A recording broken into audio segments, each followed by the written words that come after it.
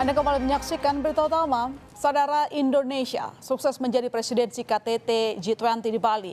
Di tengah kondisi geopolitik yang memanas, Indonesia mampu membuktikan diri menjaga kedamaian dengan hadirnya 17 pemimpin dunia di Bali.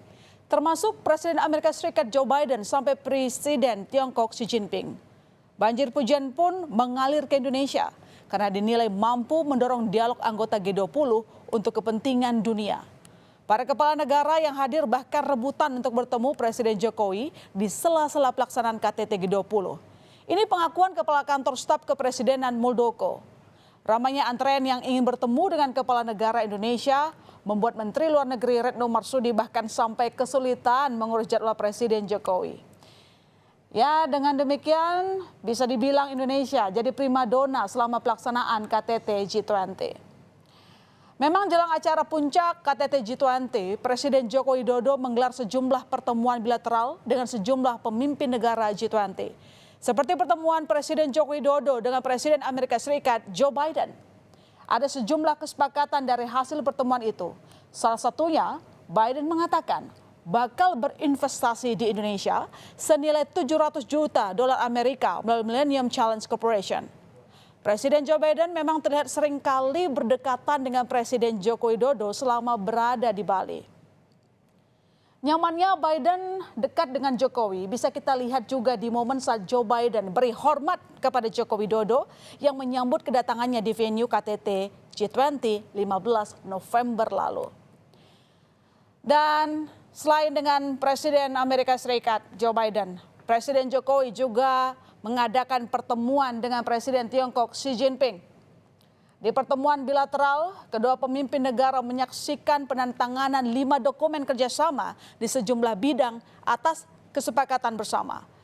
Kedua kepala negara saling menunjukkan keakraban. Presiden Jokowi bahkan menyapa Presiden Tiongkok Xi Jinping dengan sebutan kakak besar. Sementara Xi Jinping memilih Indonesia sebagai negara pertama yang dikunjungi sejak Kongres Nasional ke-20 Partai Komunis Tiongkok. Xi Jinping menegaskan ini jadi bukti pentingnya Indonesia dalam kebijakan luar negeri. Kedekatan Jokowi dengan dua kepala negara Joe Biden dan Xi Jinping jadi perhatian. Lantaran saudara, dua kepala negara itu kerap bersitegang. Perang dagang dan perebutan pengaruh di Indo-Pasifik membuat Beijing dan Washington punya hubungan kurang harmonis. Jokowi sering menegaskan bahwa keberpihakan Indonesia sudah jelas, yaitu menjaga perdamaian dunia.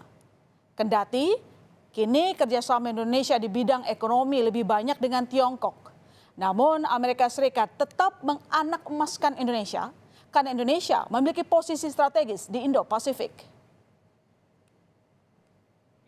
Kita mendahulukan Amerika Serikat. Jadi di dalam kerjasama dan Amerika Serikat ini tentunya ada 8 items ya yang kita sepakati bersama, yang bisa dibukakan kepada publik. Tapi tentunya juga ada items-items yang kita simpan untuk kita dan Amerika Serikat. Di mana items ini akan berguna pada saat Amerika Serikat nanti berunding dengan China selanjutnya perihal aspek-aspek misalnya di Indo-Pasifik, misalnya aspek di Laut Cina Selatan, kemudian aspek freedom of navigation, kemudian aspek United Nations Convention on the Law of the Sea, kemudian juga aspek pemberdayaan negara-negara ASEAN sehingga mereka bisa terlibat dalam berbagai kerjasama tapi tidak bernuansa kemiliteran. Amerika Serikat mulai menganak emaskan Indonesia sekarang. Tampaknya Amerika Serikat khawatir Indonesia akan menjadikan China itu sebagai sumber inspirasi pembangunan.